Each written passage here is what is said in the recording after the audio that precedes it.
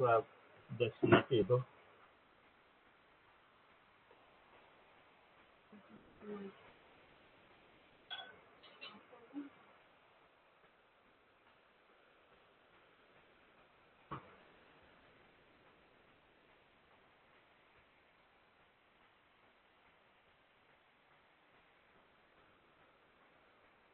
Good morning, everyone.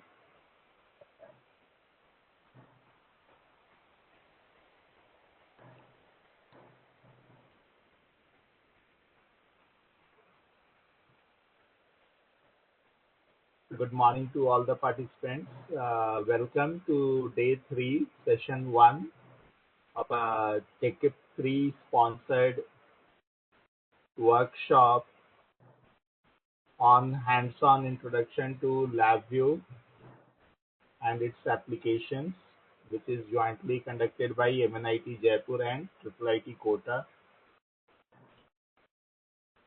We have with us Dr. S.A. Akbar.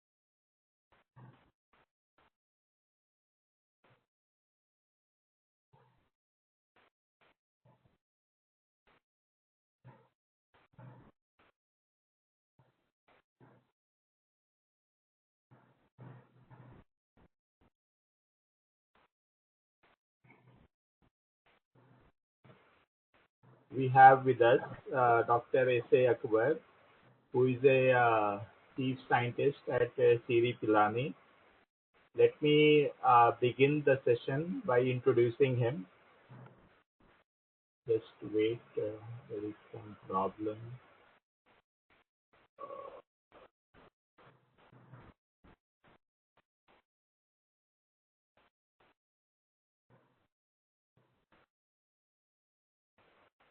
Dr. S.A. Akbar is presently working as chief scientist and a professor in CSIR in the area of cyber physical systems at CSIR-CEERI Pilani. In CSIR-CEERI Pilani, his expertise covers advanced instrumentation, automation and control system design, intelligent control, and smart grid-based systems. In his research career, he has worked with interdisciplinary groups and developed a real-time process simulator technology for iron making. Blast furnace was installed and implemented at multiple integrated steel plants. He has published more than 70 articles in national or international journals, conference proceedings, and filed 12 software copyrights. He has been associated with CSIR Pilani since year 1988, if I'm correct. Sir can correct me that.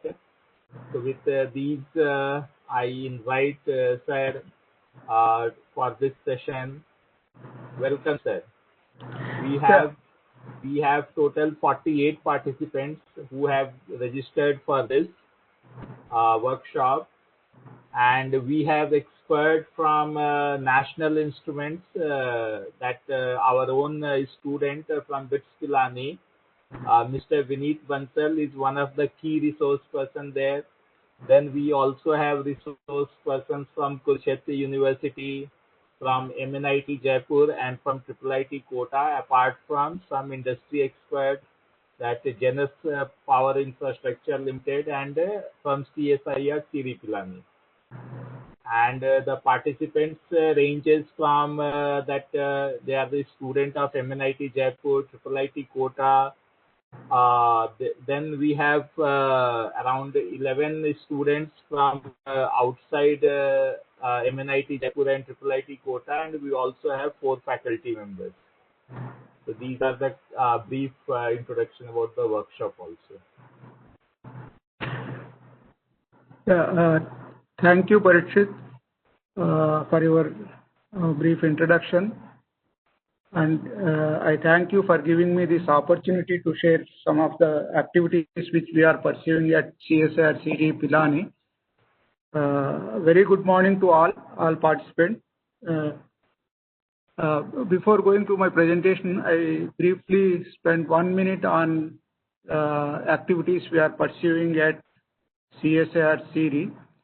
You all know the CSIR-CEERI is a national lab working in the area of electronics and allied engineering. It was established in 1953 by our first Prime Minister Pandit Jawaharlal Nehru.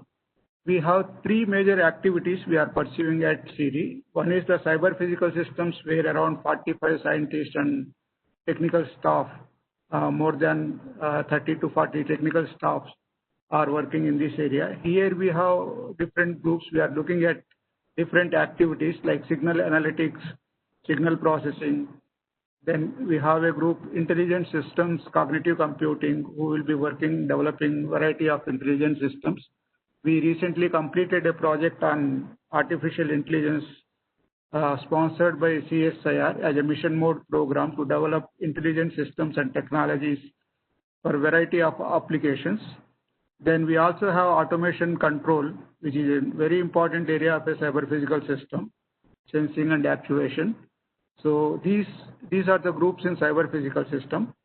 And then we have smart sensors and actuation area, where we have a facility, fab facility for fabricating MEMS-based sensors, like pressure sensor, gas sensors.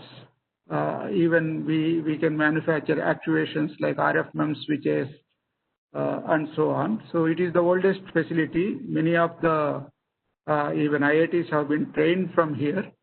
CEERI is well known for this semiconductor fab facility.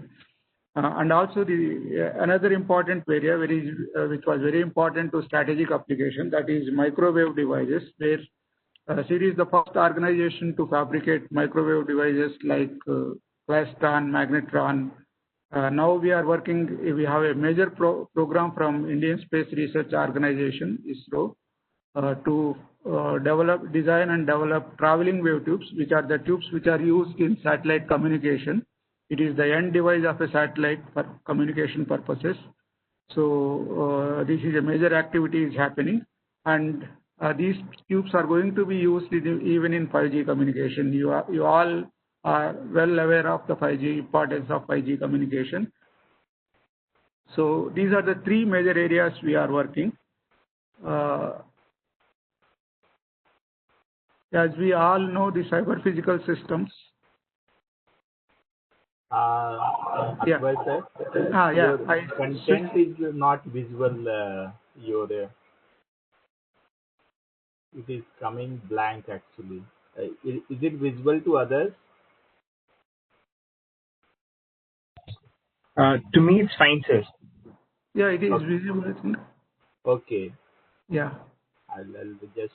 No. In the previous slide, I didn't have a content. I just gave a brief about CEERI. Now, I think second slide I just changed. I just came to the first slide of my presentation. Okay. What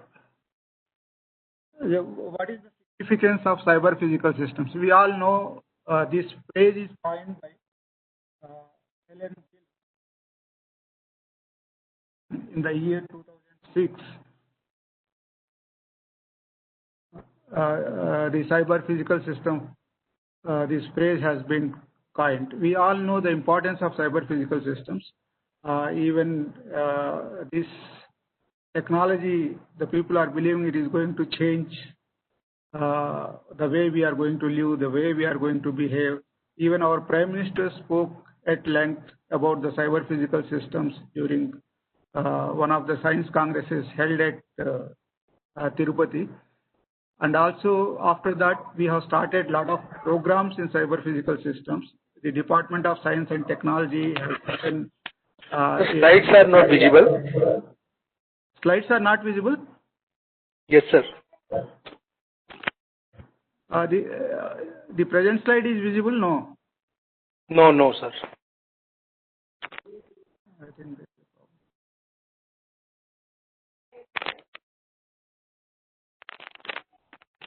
problem. Parikshit, is it visible now? Now, yes, sir. Now visible. This is the starting. Now I am going to the next Yes, slide. sir. Is it? Now visible, sir. Yeah. Yes, sir.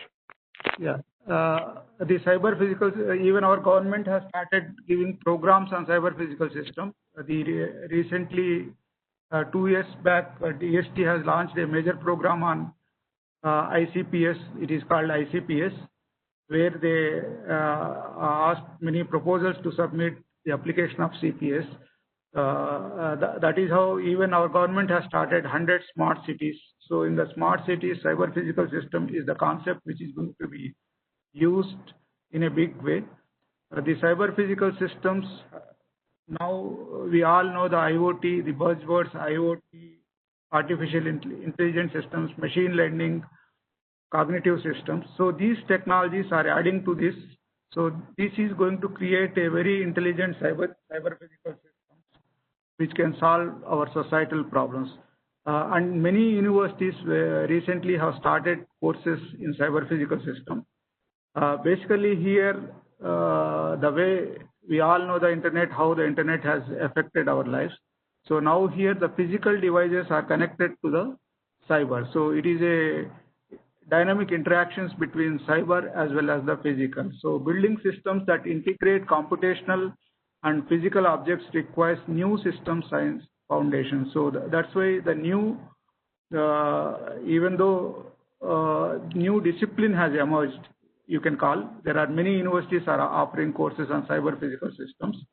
This is basically a fusion of physical and computational sciences. And there are predictions by the Gartner prediction, which you know, well-known predictor. The Gartner organization predicts about the technologies. CPS along with AI and IoT is going to create an industry 4 revolution, and the 16 core industries are going to have 30 to 40% increase in their production, like infrastructure, healthcare, manufacturing, smart manufacturing. So that is going to create a lot of economic gains in terms of they are expecting by 2030 it may create $14 trillion world economy. So that way, that's why most of the governments are preparing to have these technologies put into the place. Even Indian government is also, even though USA, China, Korea, some of these, Japan, Germany, these are leading, but we are not far behind. We are also just in the second rung of the second length of countries. The India is leading.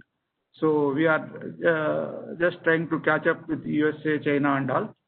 So the basic engines for innovation, this is have been regarded as the CPS is the basic engine of innovation for a broad range of industrial sectors. As I said, this is the technology that can transform products, creates new markets, and disrupts the existing status quo.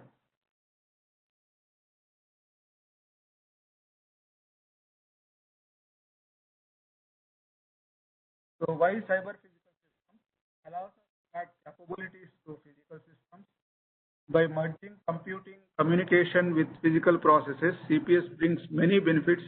As I said,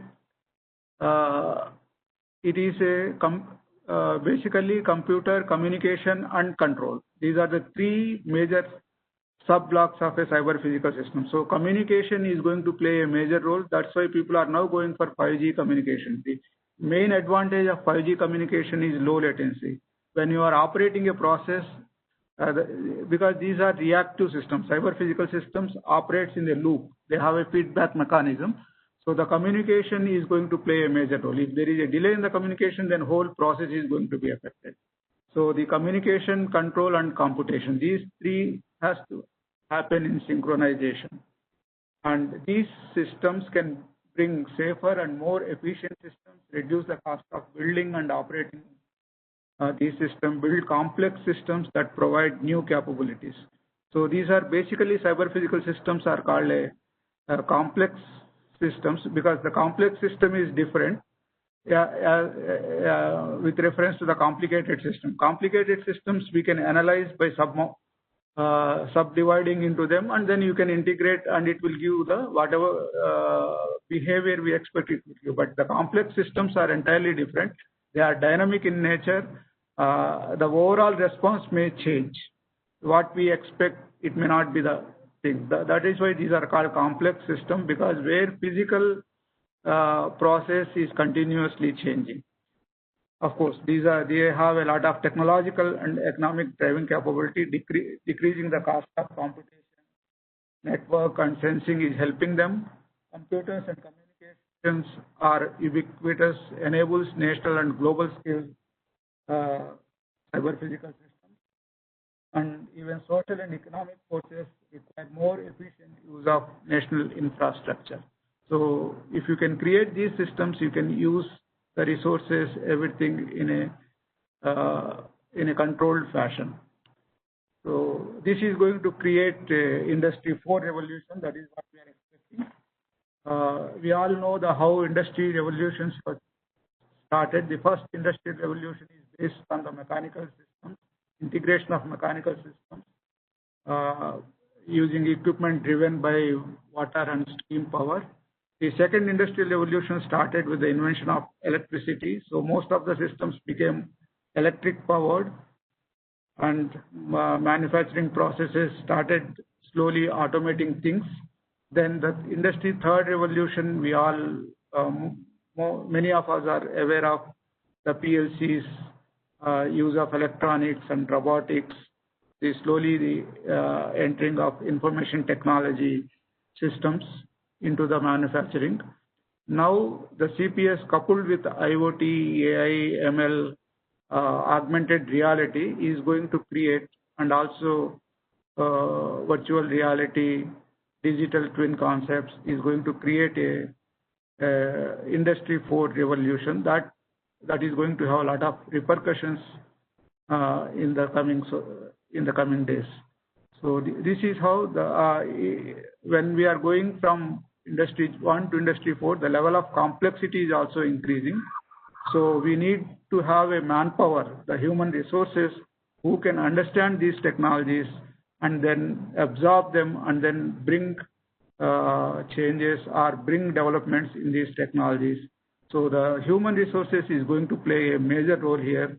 So that's why I request all of our students to get acquainted with these technologies and try to become masters them, because otherwise most of the thing, even people are expecting that many professionals are going to lose job because of AI, because most AI can handle most of the things once it is, but AI has not reached to that stage where the consciousness mind that can be, that is the major advantage that humans have got.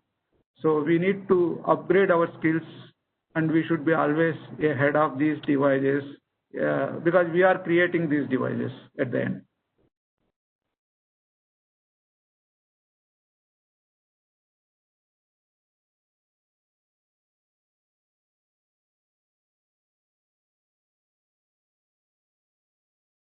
So we are aware of computer evolution. In the 60s, 70s, we had a large computer, very big size computers. Then slowly 80s and 90s, the computers became desktop computers, and now by 2000, the computers are there everywhere. So that is the main advantage these technologies are going to utilize. So from 2010 onwards, the cyber physical systems have started. So now we have devices, embedded devices, what we call now the sensors, embedded processors. So that is how using these things, we have created smart transportation industries and also smart spaces, medical healthcare. That is how these sensors and embedded computing is helping. Now, the next thing is going to be how to integrate them. Integration at large scale. So because we now, the people felt that the isolation has a cost. So if you can integrate and manage these resources, then the benefits are going to be large. They will be, they are expecting that the increase in the benefit is going to be 1 to 2 orders of that.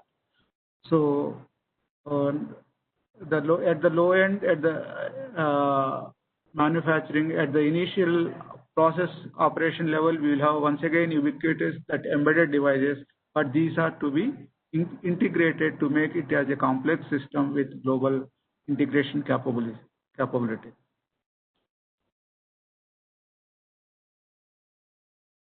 So the trend 3 is going to be, because till now, whatever the automation is happening, the human is there in the loop.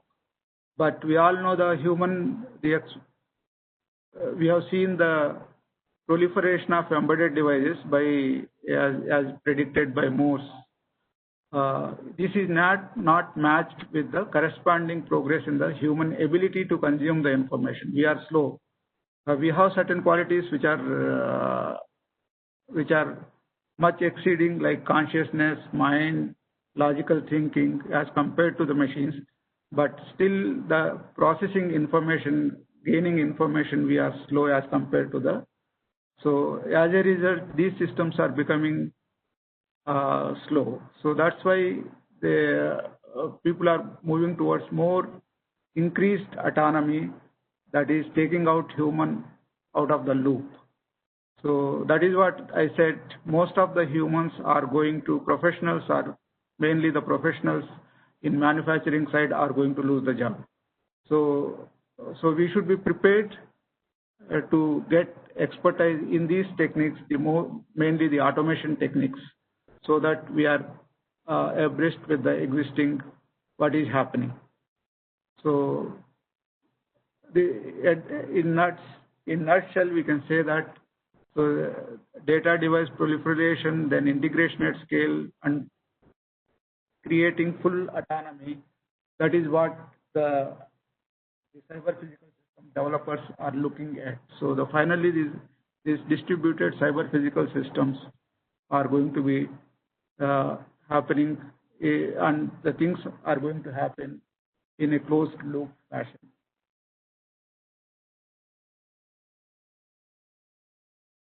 So let us formally look at what is there on the cyber. Cyber, basically all these things are happening. The computation, you will be getting a lot of data, because a huge data, because these are going to be a complex system, very big system, that I assume processing the water of a city, big city like Delhi.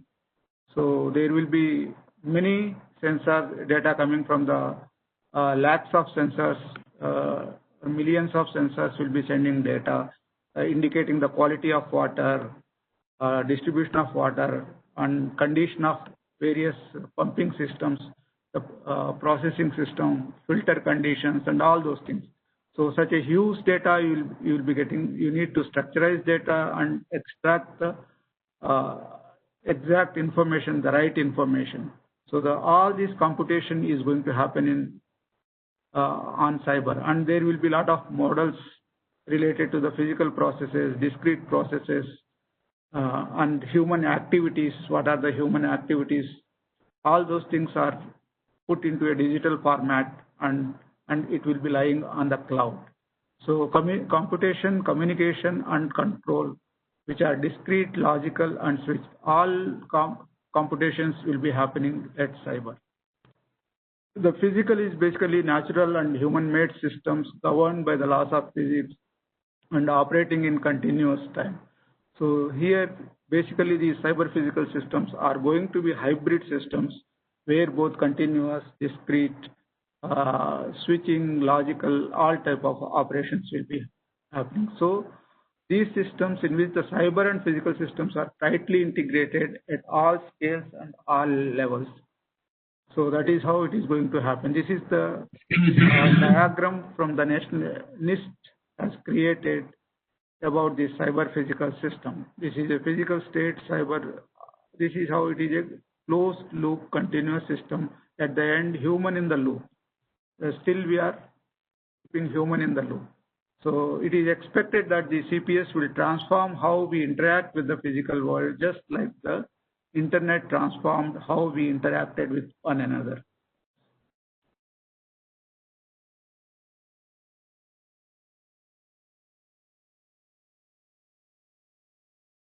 These are basically cyber physical systems are physical and engineered systems whose operations are monitored, coordinated, controlled, and integrated by computing and communication at the core. So sensing, actuation, communication, control, these things are continuously happening at real time, in real time. So basically you can say that it is a convergence of computation, communication, information, and control. So variety of communication acts, wireless communication or wired communication, but variety of communications are there, variety of control strategies will be applied, and some systems are distributed and some are real-time embedded. All these things needs to be integrated into a one complex system. So how they are different from embedded system? We have seen embedded system is a part of a cyber physical system. At low level, if you have a furnace, the furnace is controlled using an embedded processor. So such furnaces one can combine and control some process, like let us say steel process, where many variety of furnaces, the material has to go kept at different temperatures in different furnaces for getting that material configuration. So all these processes can be integrated. So you can say that cyber physical system is basically an orchestration of computational resources with physical systems and environment.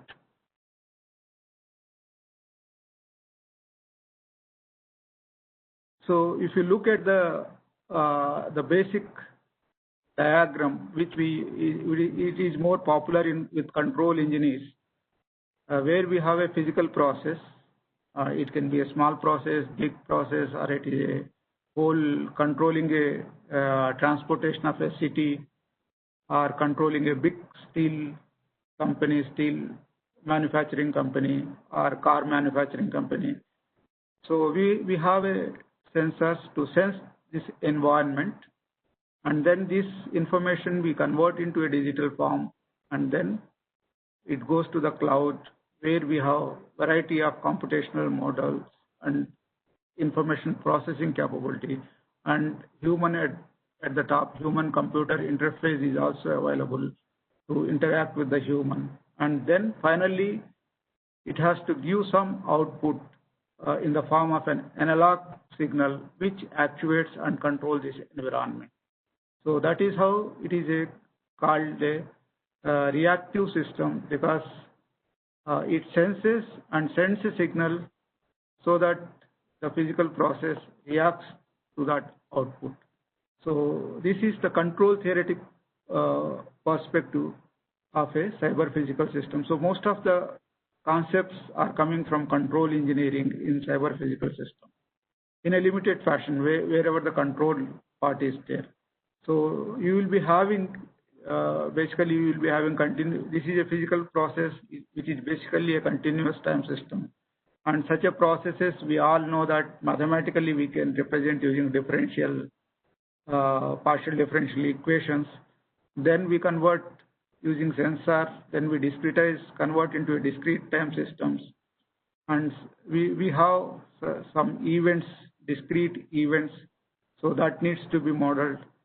And then finally we have a digital system. So all these things are integrated into a big complex hybrid system.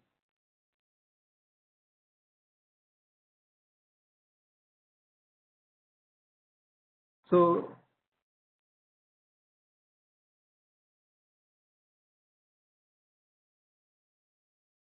as I said, it is basically a reactive system because it is sensing and providing an actuation to react. So let us look at control of a car, speed control of a car. So basically the reactive system interacts with this environment via its input and output. So basically we sense using sensor that will provide us the input what we call, and then we by sending a control signal what we call U, we will control the process. So basically the inputs and outputs are that indicates how a system is behaving. So let us take a controller of a car, the cruise controller of a car. How do you control the speed of a car? By opening the valve, so that throttle valve to give more energy to the engine. So the basically high level command here will be the input command to turn on the controller and change the speed. Then the control program, which we call cyber, basically the cyber part, has to respond to such inputs by changing its output, which corresponds to the force that is applied to the engine throttle.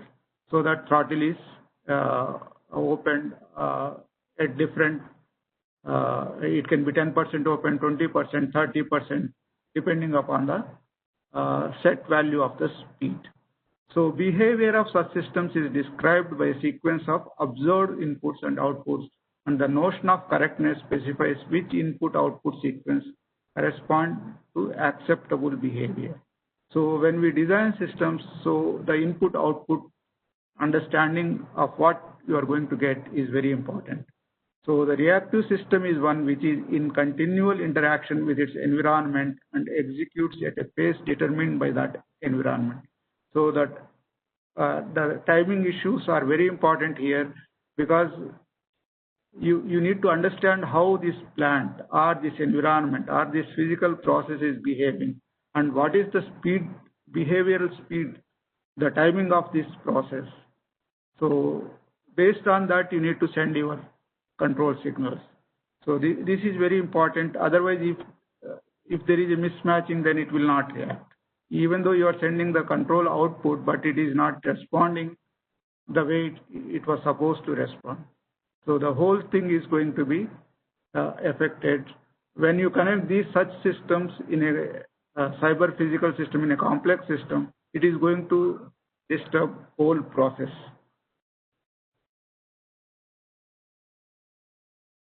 And the other important property is concurrent computation, because the things has to happen in synchronous fashion. In traditional computation, we all know that it consists of a sequence of instructions executed one at a time. But in concurrent computation, multiple threads of computation, usually called components or processes, are executed concurrently, exchanging information with one another to achieve the desired goal of the computation.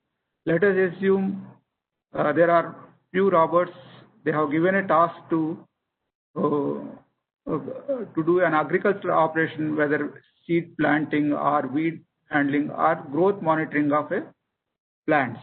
So they were asked to do this operation, growth monitoring of these plants. So they have different sensors, vision sensors, and all those things. So what they have to do, they have to construct the map of the environment based on the vision data.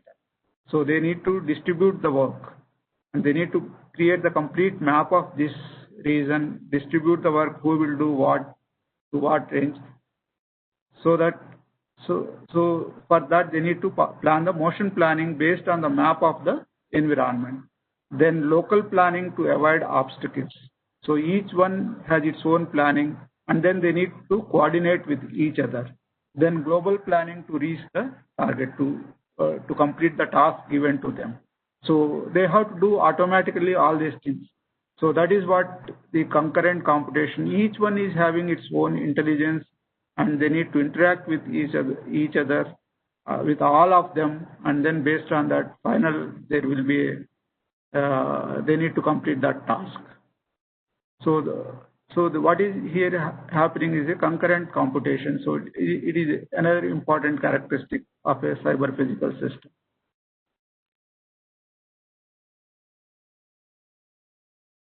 So in the nutshell, we can say that these are we are going to create actually the dedicated cyber physical systems dedicated towards certain application. Let us say we saw the previous example to do a task, an agricultural task. So then you can try to combine all those things. So these are basically going to be dedicated towards certain application. Knowledge about behavior at design time can be used to minimize resource and to maximize the robustness. So that is the very important. That's why the cyber physical system is called a system of systems. So, and it is reactive as we have seen in previous examples, and it is hybrid. It has both analog, digital, switching, logical components, and most important thing is it is dynamic in nature. So frequent changes of environment is going to affect high volume of data. Data sometimes it will be highly fluctuating, so you need to take proper corrections. And then delays can cause a lot of problems. That's why we need a high-speed communication where the 5G, people are expecting the 5G is going to create a revolution, particularly in manufacturing, Industry 4 type of operations. So our delay in fluctuations will also affect the overall system. So that's why the cyber physical system is called a system of systems.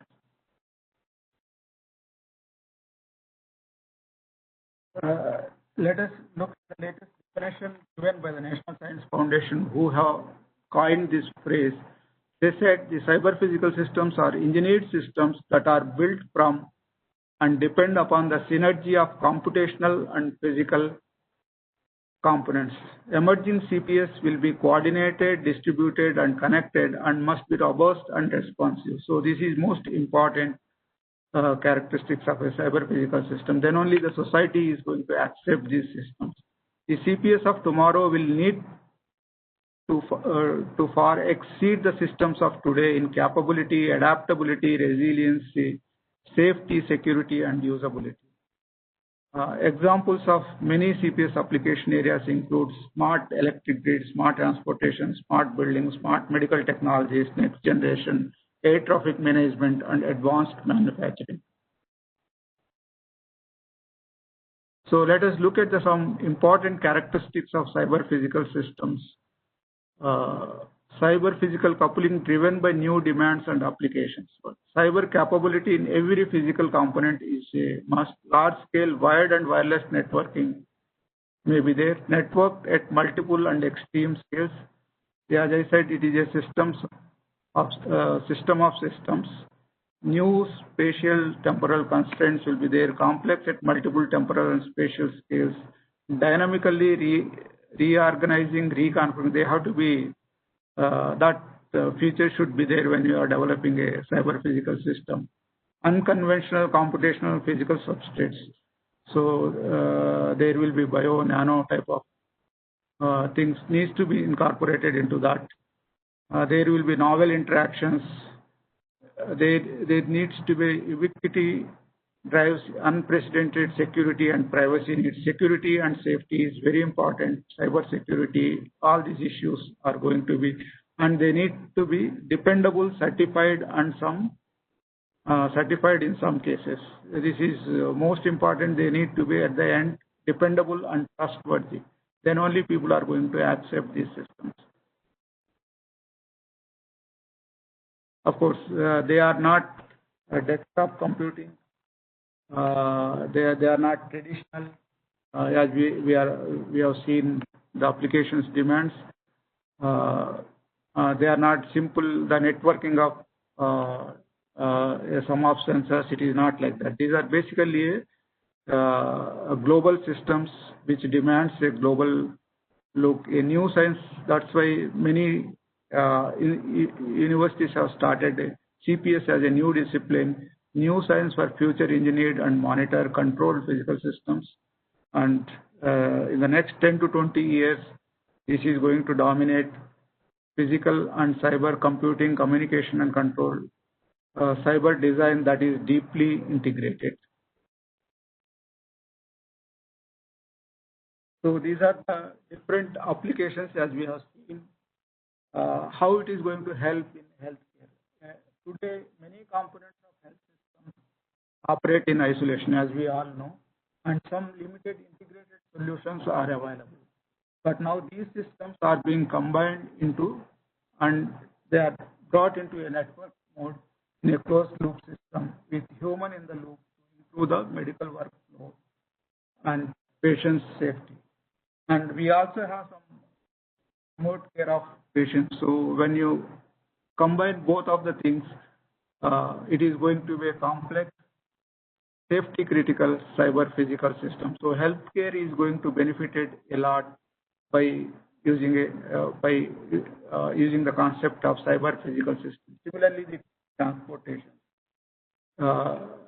connected vehicles are going to play a major role on highways, smart highways. So, but the major issues in transportation systems, the safety, efficiency, and response to emergencies and disasters. So this is very important concept when we develop a cyber physical system for a transportation system. So similarly, the process control, where IoT, modeling, big data, low latency communication is going to play a major role when you develop CPS for process control. As I said, the large-scale infrastructure. The governments are looking at large-scale infrastructure to reduce the cost and also make things available, most reliable things like electricity generation, distribution, water distribution, monitoring health of our infrastructure, buildings, bridges, and so on. Of course, many defense systems are military systems. The warfare is going to be now even happening some of the things in cyber physical systems.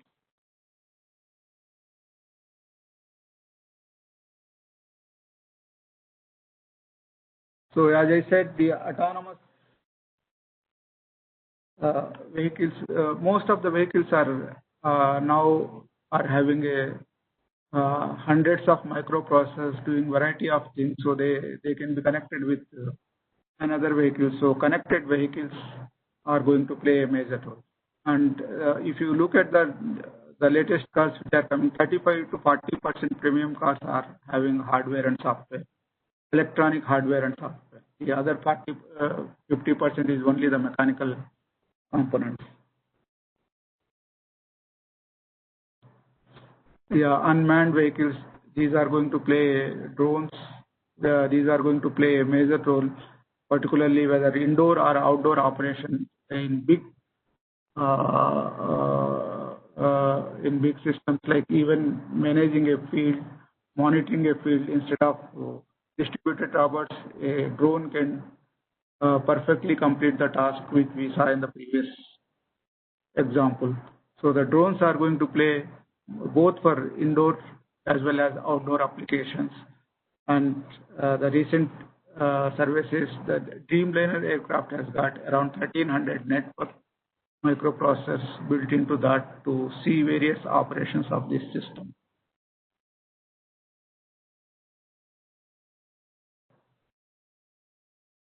So as I said, the electric power grid, the current this thing is that equipment protection devices trip locally. So there is a lot of failure in the grids, which were reported even in India. If northern grid fails, then whole India is going to be.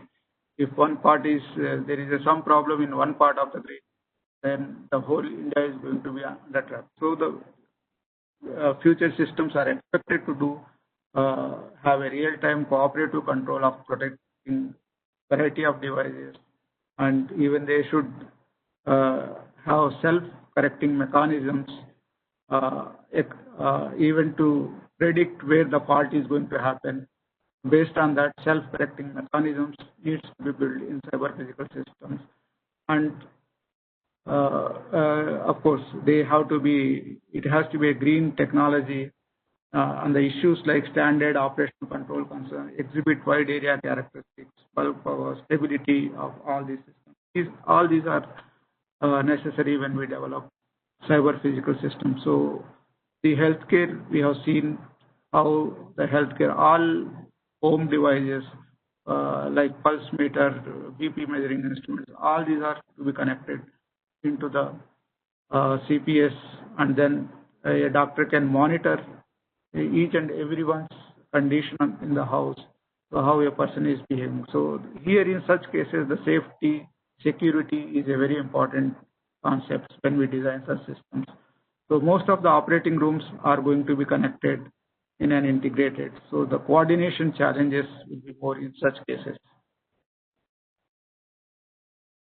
And as we have seen, it is a robotics and automation is a rich area of research, and it encompasses a range of intellectual topics. So robotics, artificial intelligence, for application of this in many activities like robotic surgery, factory automation, robotic military vehicles.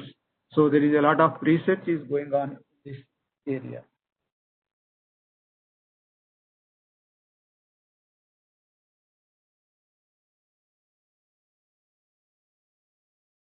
So similarly, smart buildings. So normally the building operation consumes 40% of energy, 12% of water, and rapidly increases quantities of land. So building demolition, construction, renovation generate 35% of non-industrial waste. But when you look at the future buildings, it is going to be, they are going to be more energy conserving, natural air quality, lighting, plumbing, water efficiency, with varying water supply system, grey water, black water, household usage water, and so on. Cogeneration, there are smart windows which can generate, which can give you the light and generate energy required for that building. So controllable building materials are there, like smart windows, as I said, heat, light, water fixtures, and plumbing. So the cross-system cooperation, network real-time configuration and control is very important when we develop such smart buildings. Of course, you can also integrate the most of the devices in your home using cyber physical system concept. You can integrate your fridge, your ovens, your windows, and all those things, and you can have a smart fridge that orders food based on which item is over. So based on that, they can order.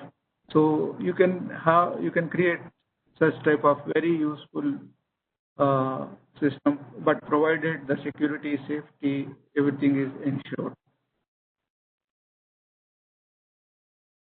So the basic design process of a CPS, when you want to design a CPS, what you need an application knowledge is the first part one has to look, and then try to formulate the specifications, that is hardware and software components. What are the hardware components? Analyze each one. What are the software you need to develop? So complete specification. Then prepare a design repository. Then mapping this application. Then you need to do the testing. So co-designing of various cyber and physical components is a very important issue here. That is modeling, simulation, synthesizing, and validate the data of sensing, control, computation, and communication algorithms. And you also need to validate the hardware and software implementation platform, the mechanical components you are using, the environment for which you are developing this cyber physical system, and what are the human activities that also you need to take into consideration. For doing this, nowadays there are a variety of tools available like Metronomy, OpenMeta, MATLAB, Simulink is also a tool. So there are many tools available in developing cyber physical systems. So before implementing, you need to ensure that your design is finally simulated and is performing. So then develop the prototype, then test it, then finally the things needs to be implemented. So let us take an example of developing a cyber physical or water network, water detecting leakages in water, and also distribution, proper distribution. As we all know that there is a loss of water, around 30 to 40% of water is lost due to leakages. So, and also overconsumption at different places. And another important thing in the water is a lot of energy is consumed in pumping and distributing water. And most of water networks at present are very old, so you need to properly monitor that what we call is an aging infrastructure we have got. So we need to using proper sensors, we need to monitor regularly. So in order to develop a cyber physical system for such a big facility, you need to first identify what are the things we need, what are the process parameters here. The process is, we know it is a water generation, water purification, and water distribution system.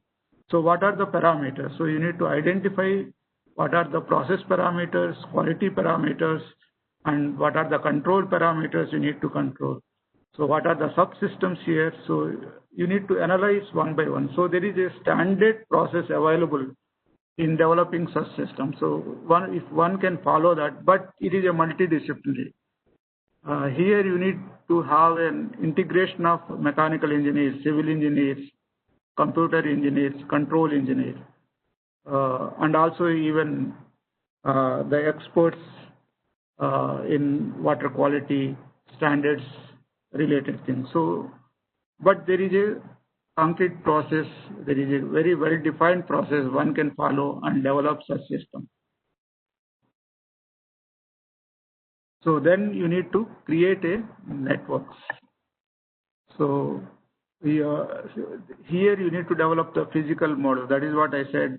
You need a modeling expert, you need a civil engineer, mechanical engineer, then data-driven models based on the input-output information you can develop using artificial intelligence, statistical techniques, machine learning algorithms. You can develop variety of models. Then you also can develop knowledge-based models. So you can combine all of them and put onto the cyber. So then you can collect data using IoT sensors, structurize, filter data, whatever is needed, because you need to represent the exact information. All unstructured information needs to be removed.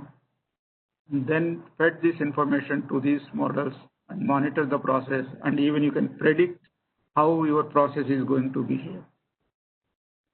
So this is how we implement systems. So one can implement this in different architectural way. At the lower level physical stage, we have a control layer, physical layer. Then at cyber, you have communication network layer, and the human will be the final decision authority, the supervisory level, where the management information system, the graphic user interface one can create to interact with the humans. So this is one application. Similarly, you can develop applications for structural health monitoring. The concept is same, the design process is same, but the knowledge is going to be different because it is a different application.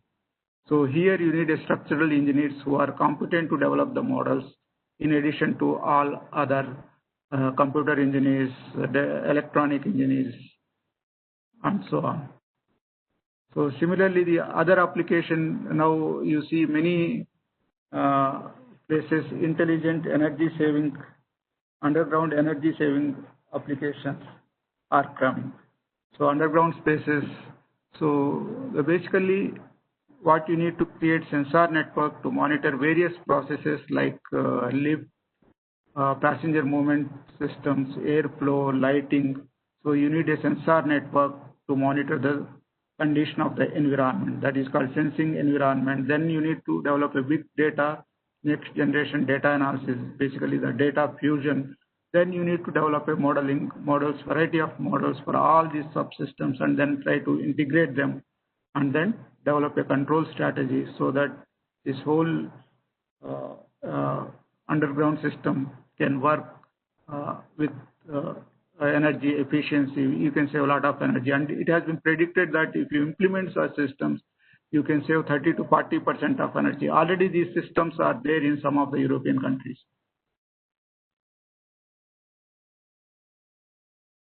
So the grand vision of CPS is the near zero automotive traffic fatalities, injuries minimized and significantly reduce traffic congestion and delays. So near zero, whatever the application, but near zero efficiency. That is, the risk factor should be near zero. That is what one need to ensure. Similarly, in case of electricity, blackout-free electricity, when you are helping the aged population, perpetual life assistance for the disabled people, extreme yield in case of agriculture. So energy-aware buildings when you are implementing in a buildings, location-independent access to world-class medicine if it is in healthcare, physical critical infrastructure that calls for preventive maintenance. These systems has to be self-correcting, self-certifying cyber-physical systems. I think I have time, another 5 minutes. Hello? Hello? Parikshit? Hello? Sir, I think that it's till 11 a.m., right, sir? Hello? Akbar sir, I think it's still 11, sir. So please feel free. Yeah. Okay, thank you. So these systems needs to be self-correcting, self-certifying, and even they should have for one-off applications which we have discussed, and reduce testing and integration time and cost of complex CPS system by 1 to 2 orders of magnitude. That is what the benefit which we are going to get.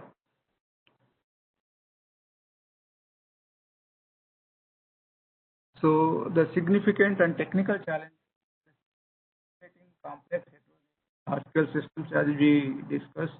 So this is a major challenge and lot of research is going on in this area.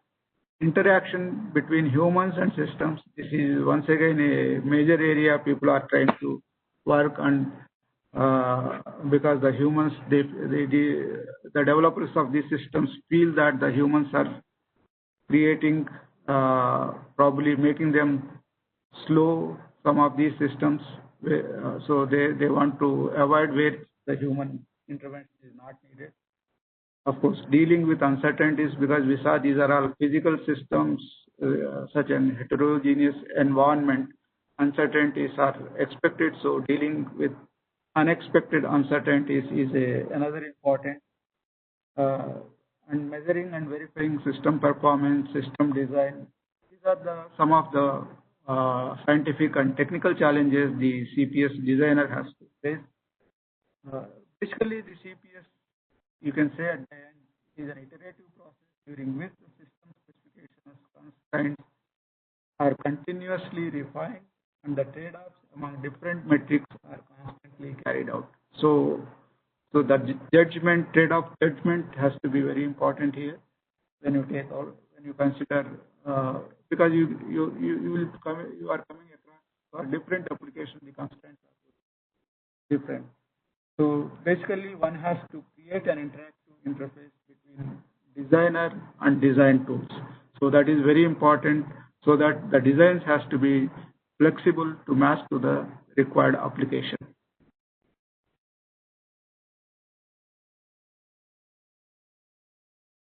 So in case of these things, these are system key trends which we are expecting now is the system in terms of system complexity, increasing functionality, increasing. So once you are increasing the functionality, it is going to be a complex system, increasing integration and networking, growing importance, reliance on software. So the software testing has to be done as per the international standards, increasing number of non-functional constraints. So these things are increasing our system complexities, and these systems, the tomorrow systems, are going to be dynamic, ever-changing, dependable, high confidence. As I said, they have to be self-aware, adapting, repairing, sustaining, and the people expect, the society expect that they should be available 24/7 availability, 100% reliability, 100% connectivity. and instantaneously they should respond. We have seen how that these devices, webinars are helping in the present situation. Without any difficulty, we are able to interact. So they should ensure that connectivity, 100% connectivity. Then they should match to the requirements of all classes, young to old, able to disabled, this to poor, literate to illiterate. So these technologies should be more affordable. So it should be helpful to the variety of groups, individuals, special cultures, special type of population, social network. So you can say it is a very big, grand plan, but things are happening, and probably in another 10, 20 years, we can see such systems. Of course, they need to be a very high confidence system in terms of building, modeling, analysis. The models, the functionality needs to be properly explained in terms of using models, state machine, data flow graphs, and code for the system should be generated automatically. So, example, we have seen the hybrid system that considers both discrete and continuous time dynamics of underlying components of cyber physical system. Of course, there will be programming abstractions. Functional behavior of CPS should be separated from requirements of timeliness, quality of service, dependability, etc. And the designs has to be easy to share, detailed knowledge of target platform. You need not give the detailed targets, but flexibility has to be built into the system. The architectural wise, more reliable, scalable architectures you need to have. New network protocols needed for connecting such large scale heterogeneous systems. So you need to minimize network delays. Even a small delay at one part can affect the complete system. Resource visualization is essential. Real-time group communication methods are needed. They have to be fault tolerant. And they need to handle big data. All the data collected from the sensor actual system CPU needs to be processed efficiently. Techniques need to ensure the results can be visualized easily by users.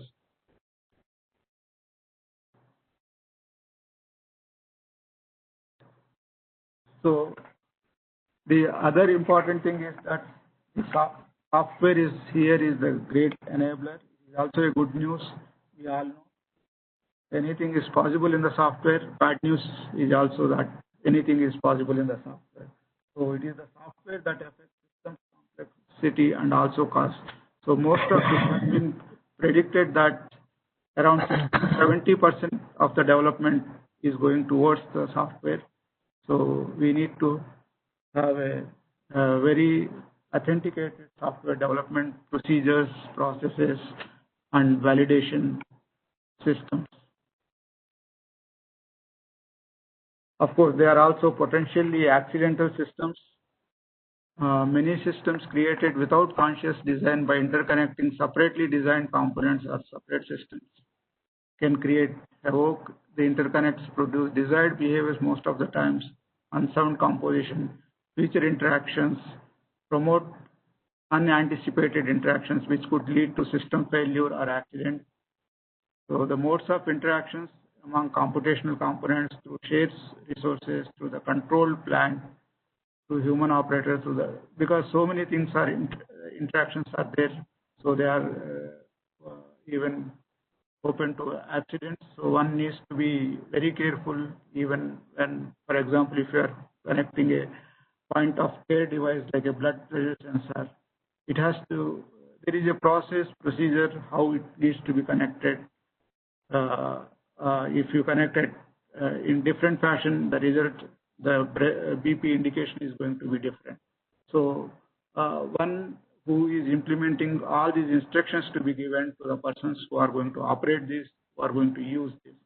So otherwise, the results are going to create a lot of hope, whether it is in terms of transportation or healthcare or monitoring our infrastructure like water, electricity, and so on. Of course, safety security is a very important area for them, and privacy is another important area people prefer. They should ensure no harm comes to the underlying any physical processes, ensure security, privacy crucial for safety. Basically, they are all deployed in mission critical applications. They collect sensitive data and can actuate changes in the physical process, and they are composing of individually secure system into a composed system might not be good enough.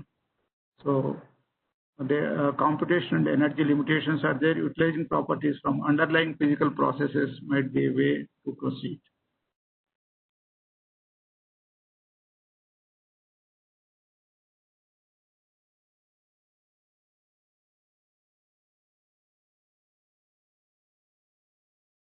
Of course, as I said, validation and certification is very important of these processes. It is essential to certify them based on scientific foundation. Recently, NIST has already started this process.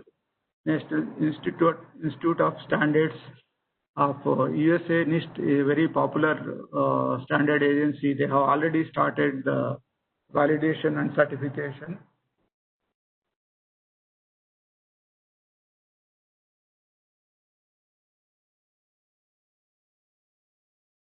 It is basically a two-step process. Design has right properties, implementation conforms to the design.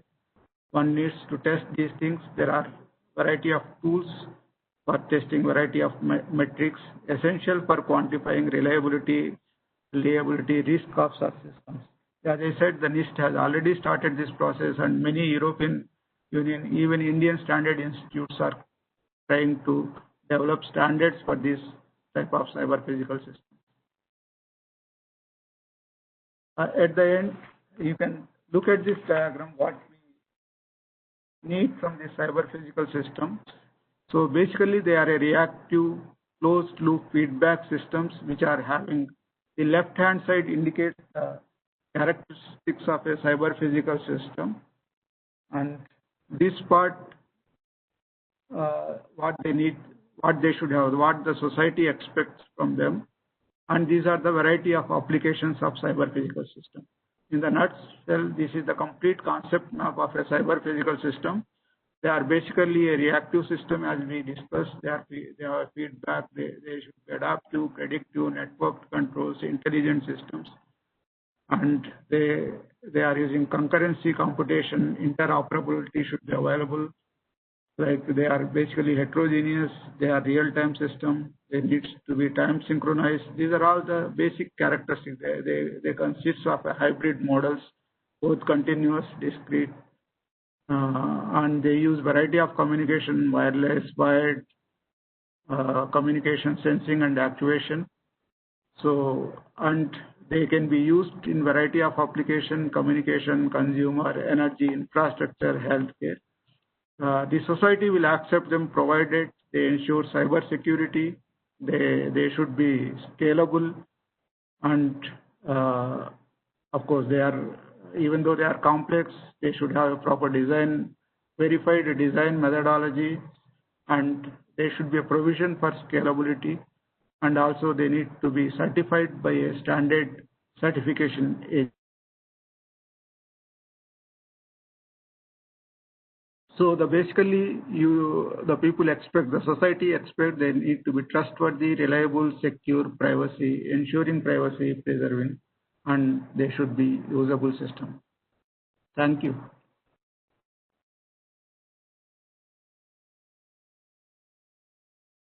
Hello. Thank you so much, sir. Yeah. Now I would like to invite participants, if they have any query, they can mute themselves and unmute themselves, and then they can ask, sir.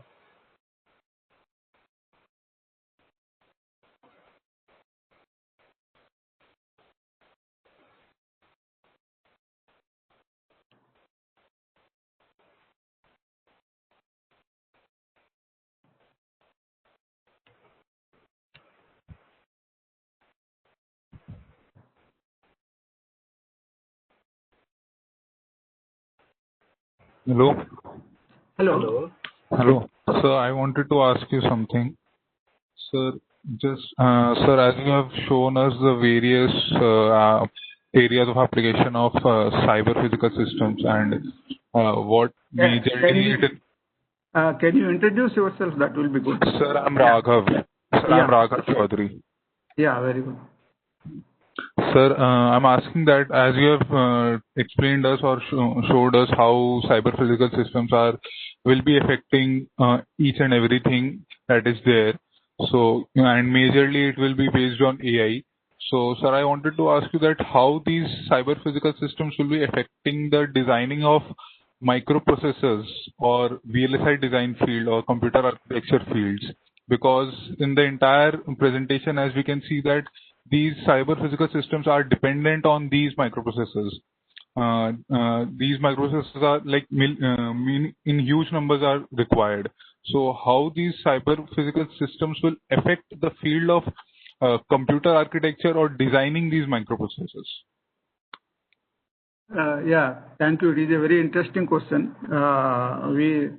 Applications, as you said, not only AI, the sensor, IoT, all this 5G communication is going to affect these cyber physical systems. They ensure that they work as per the requirements. Your question is very relevant because when we started developing embedded systems, as you are aware, application-specific integrated circuits. We started developing application-specific integrated circuits. Yes, So, sir. yeah, that is how I think your question has a very big repercussions because when we are developing a larger systems, so even can we bring some of the things, some of the operations, even though at present we, as I said in my presentation, at local level we have embedded processors. Okay, doing particular tasks. So when 10 processors, 10 systems, when we combine, can we bring single processor which can do such thing? That is, I think, your point. Even that is one way of looking things, integrating larger into a single chip.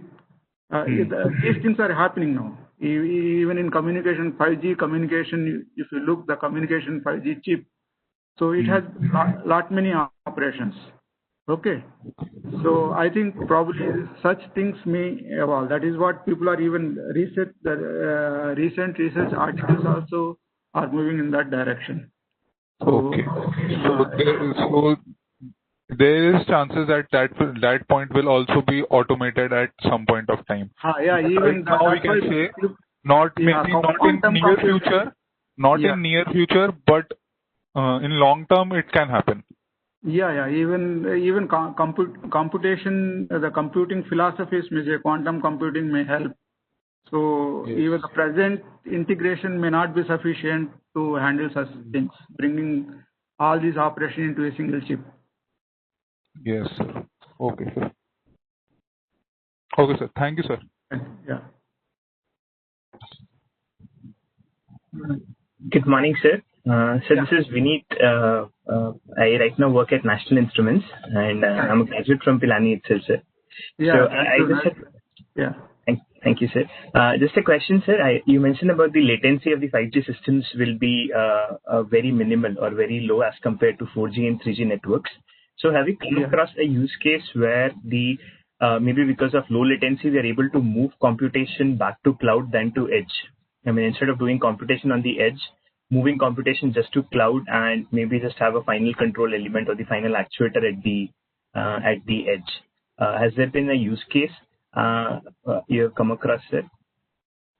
Yeah, edge computing is gaining momentum because of these latency issues. Whatever you can do at the edge, probably like NVIDIA Jetson systems, the video processing, most of the things are done at the edge itself. Okay. But with 5G, sir, would it move to cloud or would it still remain at the edge? 5G is also, they are expecting the latency will be in milliseconds. It can offer that much, 5 to 10 milliseconds. So there are operations where you need maybe less than a millisecond. Understood, sir. So it's going to be still in milliseconds. That's why people are moving to 6G also. Yes, we already started research on that at 170 gigahertz.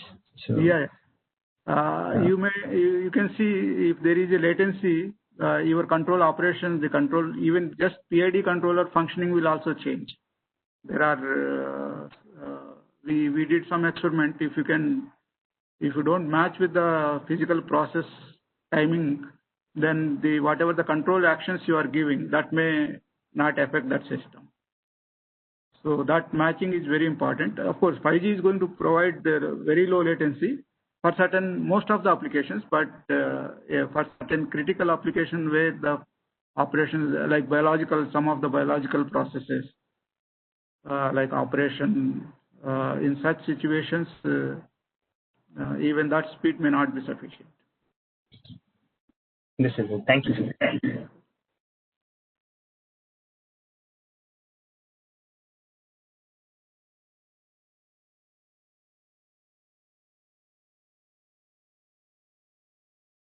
Any other questions?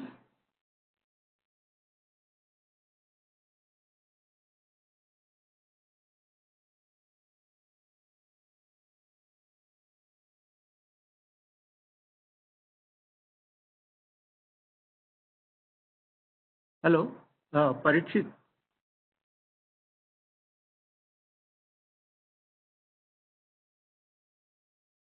Yes, sir. Yeah, any other questions?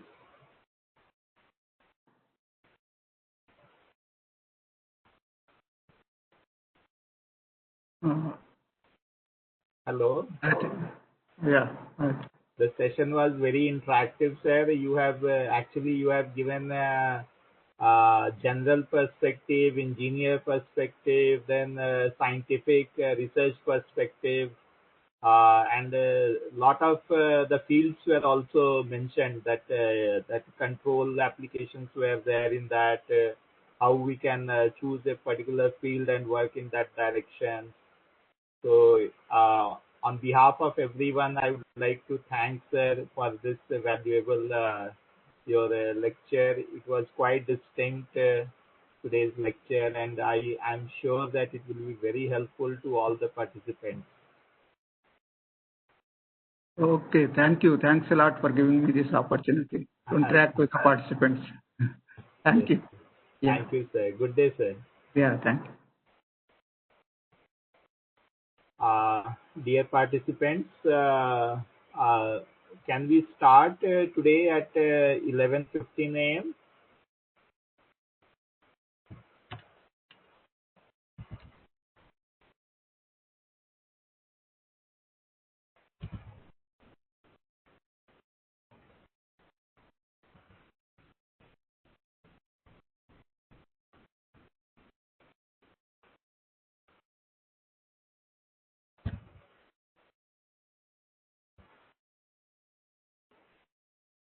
No.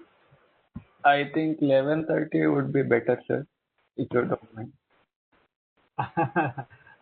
Vineet wanted to made this request on behalf of him only. I'm saying maybe he wanted that you to that calculator and talking tom applications. He must have something in mind. It's fine, sir. I think if participants want it at 11:30, let's keep it at 11:30. Let's not push further. Okay. We'll keep it at 11:30. Okay. Sure, sir. Thank you, sir.